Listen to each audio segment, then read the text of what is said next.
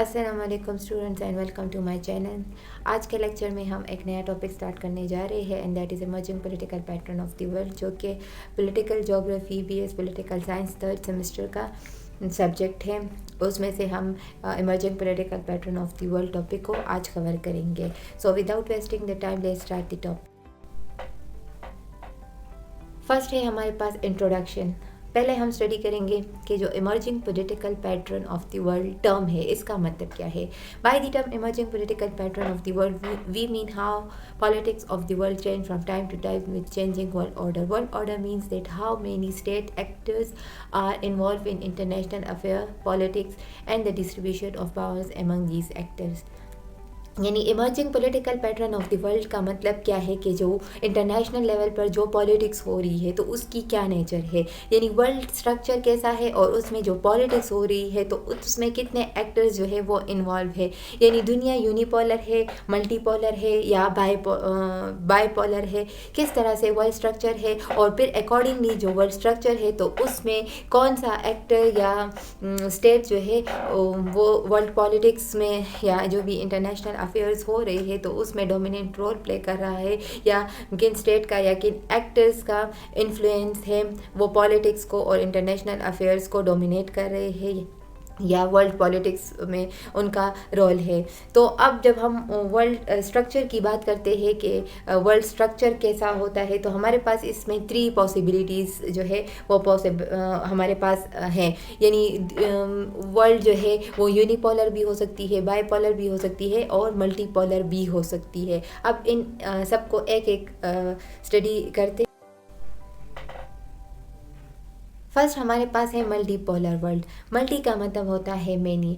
अब multipolar world क्या है या जो मल्टीपोलर वर्ल्ड स्ट्रक्चर है इसका क्या मतलब है। A system in which more than one or two states are involved in international politics and affairs. यानी जब दो से ज़्यादा स्टेट्स या एक्टर्स जो है वो इंटरनेशनल अफेयर्स में इंटरनेशनल पॉलिटिक्स या इंटरनेशनल अफेयर्स को चला रहे होते हैं।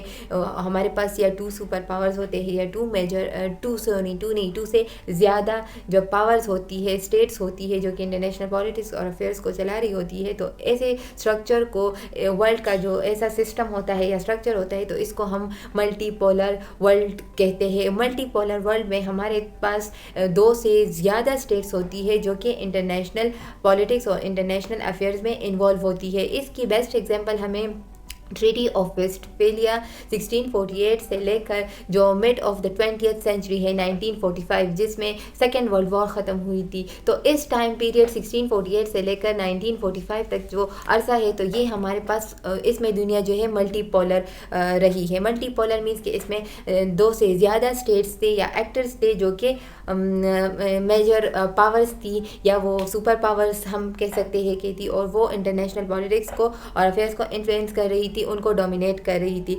इस पीरियड में हमारे पास बहुत सारे स्टेट्स ने सुपर पावर स्टेटस एंजॉय किया था, जिसमें जापान है, ब्रिटेन है, जर्मनी है, इटली है, टर्की है, यूएसए है। मल्टीपोलर वर्ल्ड में हमारे पास बहुत सारे नंबर ऑफ पावरफुल स्टेट्स जो है वो डोमिनेट करते हैं इंटरनेशनल पॉलिटिक्स को, और उनके जो रिलेशंस होते हैं तो वो बेस्ड होते हैं on the principles of balance of power. यानी जो मल्टीपोलर वर्ल्ड होता है तो इसमें हमारे पास बहुत सारे पावर्स होते हैं। तो अब हर एक पावर जो है या जो हर एक एक्टर है तो वो दूसरे को उसकी कोशिश होती है कि वो दूसरे से ज़्यादा पावरफुल बन जाए। तो वो एक दूसरे को काउंटर करते हैं, अपने जो उनका पावर है तो उसको बैलेंस रखने की कोशिश करते हैं कि कोई एक जो है वो ज़्यादा डोमिनेटिंग ना हो या इसकी पावर जो है वो बहुत ज़्यादा ना बढ़ जाए। तो इसलिए इनमें एक बैलेंस ऑफ पावर प्रिंसिपल होता है और ये कोशिश करते हैं कि जो पावर है तो वो बैलेंस रहे, कोई एक स्टेट जो है वो ज़्यादा पावरफुल ना बने। जो मल्टीपोलर वर्ल्ड सिस्टम है तो वो स्टार्ट हुआ था 1648 से, जब ट्रीटी ऑफ वेस्टफेलिया साइन हुई थी, जिसके बाद जो नेशन स्टेट्स थे वो बने थे। और तो उस टाइम से ये शुरू हुआ और ये फिर ख़त्म हुआ सेकेंड वर्ल्ड वॉर में के बाद 1945 में, और जो दुनिया है वो ट्रांसफॉर्म्ड हो गई इनटू बाईपोलर वर्ल्ड और हमारे पास जो है फिर 2 सुपर पावर्स आ गए। करंटली जो यूएसए है तो वो एंजॉय कर रहा है सुपर पावर स्टेटस को, लेकिन इसकी जो ये पोजीशन है सोल सुपर पावर की जो स्टेटस है इसका, तो ये अब जो है डिक्रीज़ हो रही है, कम हो रही है, रिड्यूस हो रही है, क्योंकि अब बहुत सारे अदर एक्टर्स जो है वो इंटरनेशनल अफेयर्स में उनका भी रोल आ गया है, बढ़ गया है। फॉर एग्जांपल जिस तरह से एनजीओज़ है, ट्रांसनेशनल कॉरपोरेशंस है, एमएनसीज़ हैं, आईजीओज़ है, तो ये सारे नॉन स्टेट एक्टर्स जो है ये, और इसके अलावा जितने इंटरनेशनल ऑर्गेनाइजेशन है या रीजनल ऑर्गेनाइजेशन जैसे ईयू है, आसियान है, सार्क है, ओआईसी है, तो इनकी इमरजेंस की वजह से जो है अब जो यूएस का सुपर पावर स्टेटस है तो वो अब कम हो गया है, क्योंकि अब ये जो है इनका इन्फ्लुएंस भी बढ़ गया है, यानी ये भी वर्ल्ड अफेयर्स या पॉलिटिक्स में इनका भी अब रोल आ गया है। इसके अलावा जिस तरह से जो अदर मेजर पावर्स है जैसे चाइना है, अब जो कि दुनिया की अभी सेकंड हाईएस्ट बड़ी इकोनॉमी है, इसके अलावा इंडिया है, और इकोनॉमिक जाइंट्स है, यानी इकोनॉमिकली जो बहुत ज़्यादा अच्छी कंट्रीज़ है जिनकी इकोनॉमी अच्छी है, जिसमें जर्मनी है, जापान है, तो इनकी राइज की वजह से अब जो यूएस का सुपर पावर स्टेटस है और जो यूनिपोलर वर्ल्ड स्ट्रक्चर है तो अब वो फिर से जो है मल्टीपोलर वर्ल्ड में ट्रांसफॉर्म हो रहा है। नेक्स्ट है हमारे पास बाईपोलर सिस्टम या बाईपोलर वर्ल्ड। बाईपोलर सिस्टम का मतलब होता है बाई मीन्स टू, यानी एक ऐसा सिस्टम या स्ट्रक्चर जहाँ पर टू पोल्स होते हैं, मतलब कि टू कंट्रीज़ या टू एक्टर्स जो है वो सुपर पावर स्टेटस को या मेजर स्टेटस को एंजॉय करते हैं। हमारे पास टू स्टेट्स होती है जो कि पावरफुल होती है या एक्टर्स, तो इसको कहा जाता है बाईपोलर सिस्टम। इसकी बेस्ट एग्जांपल हमारे पास है कोल्ड वॉर एरा, यानी जब 1945 में सेकेंड वर्ल्ड वॉर ख़त्म हुई तो इसके बाद हमारे पास यूएसए और USSR, United states of America and union of Soviet socialist republics जो है वो टू सुपर पावर के तौर पर इमर्ज हुए, और इस तरह से दुनिया टू ब्लॉक्स में डिवाइड हो गई। इनमें एक आइडियोलॉजिकल वॉर स्टार्ट हो गई।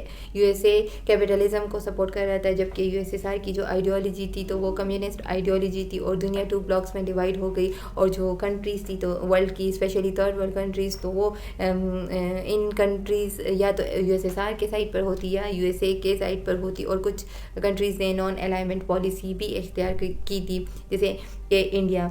सो बाईपोलर वर्ल्ड में हमारे पास टू सुपर पावर्स डोमिनेट करते हैं इंटरनेशनल अफेयर्स को, और जो वर्ल्ड पॉलिटिक्स होती है तो उसको वही लोग चला रहे होते हैं। और ये एग्जांपल हमारे पास ड्यूरिंग कोल्ड वॉर हमने देखा कि यूएसए और यूएसएसआर जो है वो वर्ल्ड पॉलिटिक्स को डोमिनेट कर रहे थे। नेक्स्ट हमारे पास है यूनिपोलर वर्ल्ड। यूनि का मतलब होता है वन, तो यूनिपोलर वर्ल्ड एक ऐसा वर्ल्ड स्ट्रक्चर होता है जहाँ पर एक ही जो है कंट्री या एक ही एक्टर जो है वो सुपर पावर स्टेटस को एंजॉय कर रहा होता है, और वो जो various every field of life है, जो पॉलिटिकल है, सोशल है, इकोनॉमिक है, इंडस्ट्रियल टेक्नोलॉजी, उसमें सबसे आगे होता है, एडवांस होता है, और इन सारे एवरी फील्ड ऑफ लाइफ को रन करने में और इनका एक इम्पोर्टेंट रोल होता है, मेजर रोल होता है। उस एक सिंगल कंट्री ही या सिंगल एक्टर ही सुपर पावर स्टेटस को एंजॉय करता है, और इसकी एग्जांपल है यूनाइटेड स्टेट्स ऑफ अमेरिका की।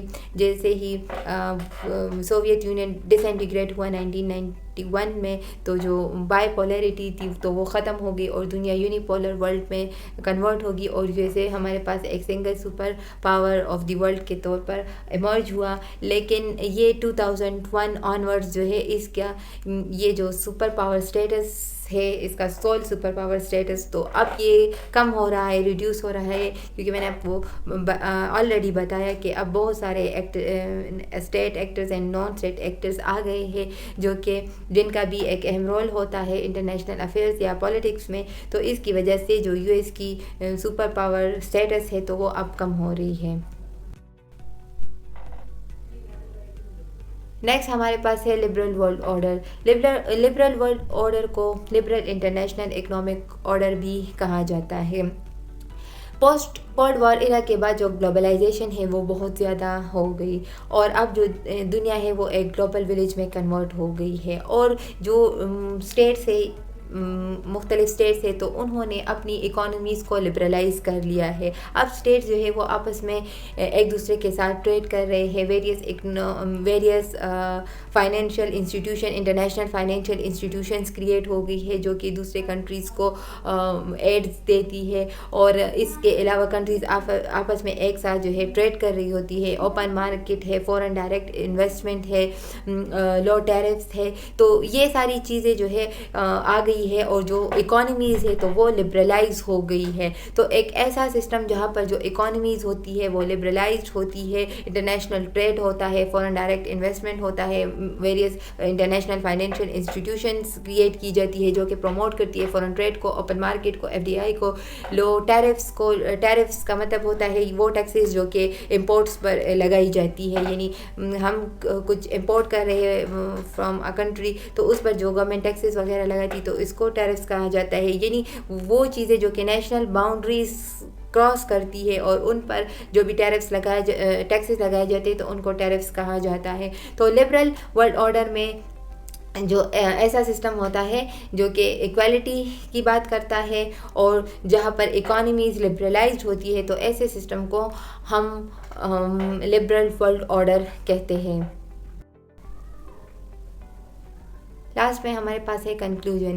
जितने भी वर्ड स्ट्रक्चर को हमने स्टडी किया तो उससे हम ये कंक्लूड कर सकते हैं कि जो वर्ड पॉलिटिक्स है तो वो स्टैटिक नहीं है, वो डायनेमिक है, वो चेंज होती रहती है फ्रॉम टाइम टू टाइम। और इसी तरह से जो वर्ड स्ट्रक्चर है तो कभी वो मल्टीपोलर रहा है, कभी बाइपोलर रहा है, कभी यूनिपोलर रहा है, तो वर्ड स्ट्रक्चर भी चेंज होते हैं। और इसी तरह से अकॉर्डिंगली स्ट्रक्चर के अकॉर्डिंग जो एक्टर्स होते हैं या स्टेट्स होते हैं जो कि इंटरनेशनल पॉलिटिक्स को या इंटरनेशनल अफेयर्स को इन्फ्लुएंस कर रहे होते हैं या डोमिनेट कर रहे होते हैं, तो उनकी जो पावर है वो भी कम और ज़्यादा होती है। कोई एक स्टेट जो है परमानेंट सुपर पावर नहीं रहता, और ना ही कोई स्टेट या जो स्टेट वर्ल्ड पॉलिटिक्स को डोमिनेट करता है। वर्ल्ड स्ट्रक्चर चेंज होती है और इसी तरह से जो वर्ल्ड में जो पॉलिटिक्स है, इंटरनेशनल पॉलिटिक्स है, तो उसकी नेचर भी चेंज होती है। So it was all about today's lecture. अगर आपको मेरा लेक्चर अच्छा लगता है तो प्लीज़ मेरी वीडियोस को लाइक करें और अपने दोस्तों के साथ शेयर करें। मिलते हैं नेक्स्ट लेक्चर के साथ। टिल डेट अपना ख्याल रखें। अल्लाह हाफिज़।